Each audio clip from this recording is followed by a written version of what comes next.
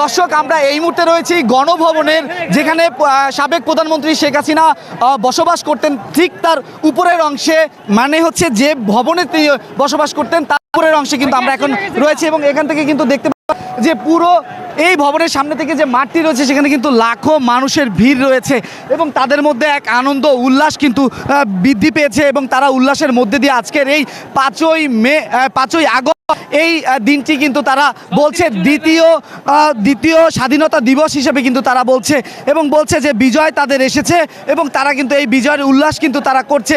এবং আমরা কিন্তু গণভবনের উপর থেকে আপনাদেরকে দেখানোর চেষ্টা করছি এবং এই দেখতে পাচ্ছেন যে গণভবনের উপর থেকে কিন্তু বাংলাদেশের পতাকা কিন্তু উঠছে এবং সেই সাথে ফিলিস্তিনের পতাকাও কিন্তু উঠছে।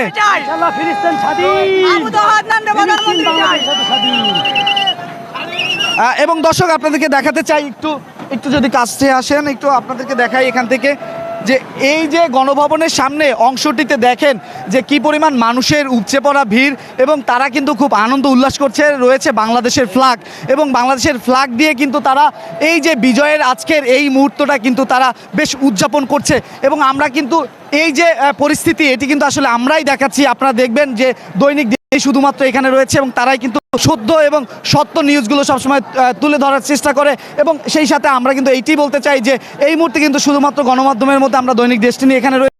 তারা আমরা বুঝাতে চেয়েছি যে এই যে দৈনিক ডেস্টিনি সবার আগে কিন্তু সংবাদ প্রচারে এগিয়ে থাকে। এবং সেই সাথে আপনারা এই মুহূর্তে দেখছেন গণভবনের পরিস্থিতি এবং এখানে যে আসবাবপত্র এবং এখানে যারা থাকতেন সাবেক প্রধানমন্ত্রী শেখ হাসিনা সাথে কিন্তু এখানে কেউই নাই এবং তারা কিন্তু কেউই নেই। এবং সেই সাথে এখানে যারা রয়েছেন তারা কিন্তু এখানে পুরো সব ছেড়ে দিয়ে চলে গিয়েছে। শুধুমাত্র এখানে সাধারণ জনতা যারা রয়েছে তারা কিন্তু এখানে অবস্থান করছে এবং তারা কিন্তু এখানে খুব আনন্দ উল্লাসের সাথে এখানকার এই পরন্ত বিকেলের সময়টা কিন্তু উদযাপন করছে। এবং শুনতে পাচ্ছেন এক জয় কিন্তু রয়েছে এবং তারা স্লোগানের এই বঙ্গভবনের জায়গাটি এবং আপনারা কিন্তু সেই চিত্র দেখছেন।